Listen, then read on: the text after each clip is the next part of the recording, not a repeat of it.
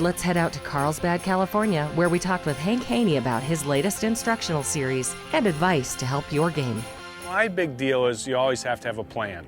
And most people have a tip. Everybody's got a tip, but nobody's got a plan.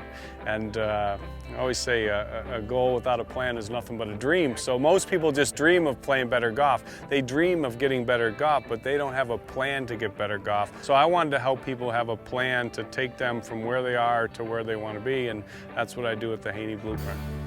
Anything you try to change in your swing always has to relate to your ball flight. That's the first place I start. So you have to make sure that whatever advice you're getting, whatever tips you're getting, whatever drills you're trying to do, whatever instruction you're trying to give yourself or instruction you're taking, it has an influence on your particular miss, on your ball flight mistake.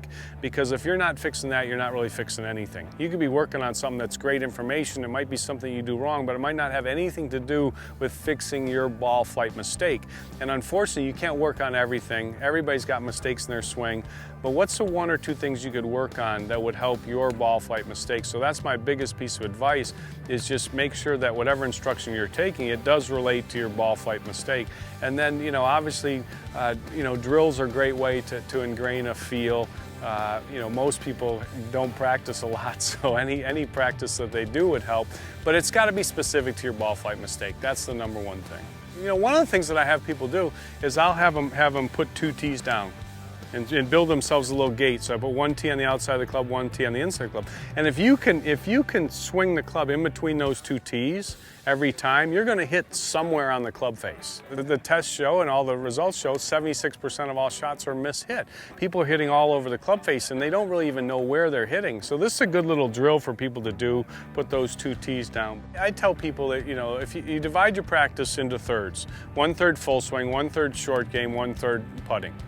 And then you divide that into thirds as well. With your full swing, you go 1/3 off the tee, your driver, your tee shots, 1/3 with your fairway shots, and then 1/3 with your wedges. With the short game, you go 1/3 chip in, 1/3 pitch in, 1/3 sand. And with putting, you go 1/3 long putts, 1/3 the short putts, and then 1/3 with a makeable range of 10 to 15 feet.